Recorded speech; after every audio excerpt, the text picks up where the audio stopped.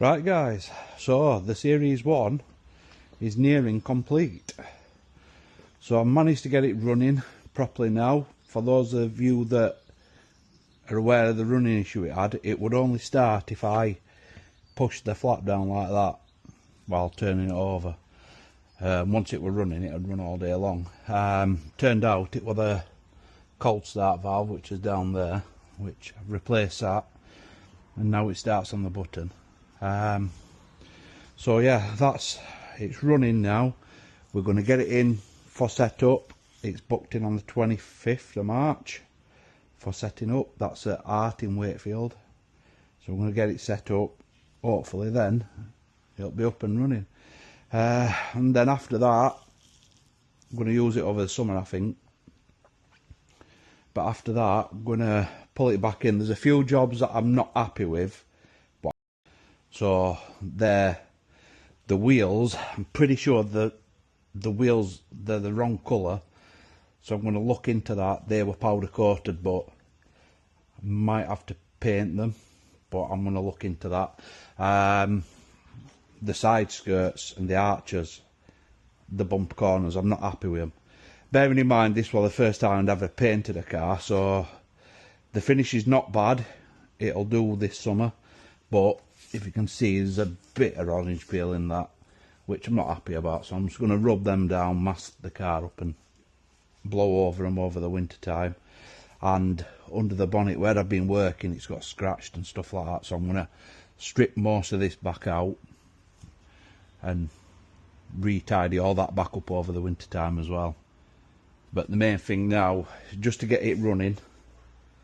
Well, it's running properly now, but main thing is to get the engine set up so it's running perfectly. Interior wise, we're pretty much done. I have got a wiring issue which I need to fix. The hazard light and the horn doesn't work. I think I might know what it is, but again, I'm going to have to pull the dash out to have a look at that. But that's going to be something I sort in the next couple of weeks. But yeah, she's looking good. I'm going to pull her out in a minute and give her a wash and get it polished up, ready for going over to Arts. Yeah, there's a few jobs I'm not happy with, but you know, for the first time home DIY project, it's turned out really nice. And then the next project, got this XR2. It is really nice, but there's a couple of jobs that need doing. That's one. It's a bit scabby once that's sorted. But then a bit of welding, so we've got a patch here that needs sorting, and a bit round the battery tray. There's a few holes down there. I'm going to sort that. Hopefully I can sort that without removing the battery tray, but if I have to remove it, I have to remove it. And then on the inner sill down here, you can't see it from here because it looks really nice on the outside, but it's completely gone on the inner side. But other than that, pretty clean. It's had a couple of 90s repairs, as I'll call them, where they're just basically patched up the weld. If you can see in that corner there, just plate over it and we'll stitch round it. But so I'm gonna have a look at tidying that up. There's one down here as well, but it's not horrendous, you know. So I think the main thing with this one is just to keep it on the road, because like I say, it's pretty mint. This, funny enough, has also got a starting issue when it's cold. It'll crank and crank and crank, and then eventually it'll fire up.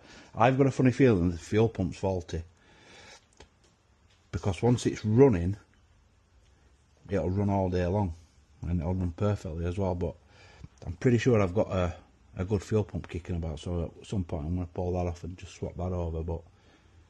But yeah, other than that, this one's going to be up for sale once it's finished.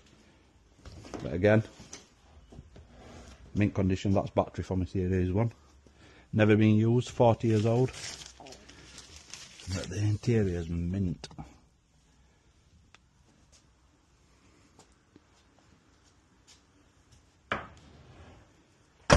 So yeah,